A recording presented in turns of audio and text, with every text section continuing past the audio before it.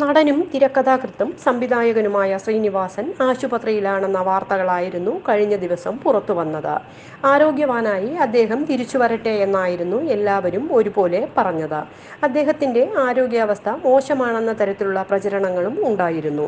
Bypass surgery കഴിഞ്ഞ് വിശ്രമത്തിലാണ് എന്നല്ലാതെ ആശങ്കപ്പെടാനൊന്നുമില്ലെന്നാണ് നടനോട് അടുത്ത വൃത്തങ്ങൾ വ്യക്തമാക്കിയിട്ടുള്ളത്. ഇൻസ്റ്റഗ്രാം പോസ്റ്റിലൂടെയാണ് അദ്ദേഹത്തിന്റെ ആരോഗ്യനിലയെക്കുറിച്ചുള്ള വിവരങ്ങൾ പുറത്തുവന്നിട്ടുള്ളത്. ബൈപ്പാസ് സർജറി കഴിഞ്ഞ് ശ്രീനിച്ചേട്ടൻ ഗുരുതരാവസ്ഥയിലാണ് എന്ന വാർത്ത കണ്ട് പലരും വിളിച്ചിരുന്നു. ഒരാഴ്ച മുൻപ് ബൈപ്പാസ് കഴിഞ്ഞ് വിശ്രമത്തിലാണ് എന്നല്ലാതെ യാതൊരു ആശങ്കയും ഇല്ല. അദ്ദേഹത്തെ ചികിത്സിക്കുന്ന ഡോക്ടർമാർ കുടുംബത്തോടും സുഹൃത്തുക്കളോടും പറഞ്ഞതാണ് എന്നും കുറിപ്പിൽ പറയുന്നുണ്ട്.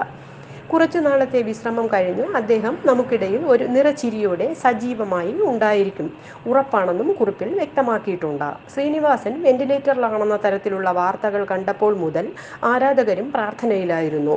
സിനിമാ സംബന്ധിയായ ഗ്രൂപ്പുകളിലെല്ലാം ശ്രീനിവാസന്റെ ആരോഗ്യനില ചർച്ചയായിരുന്നു.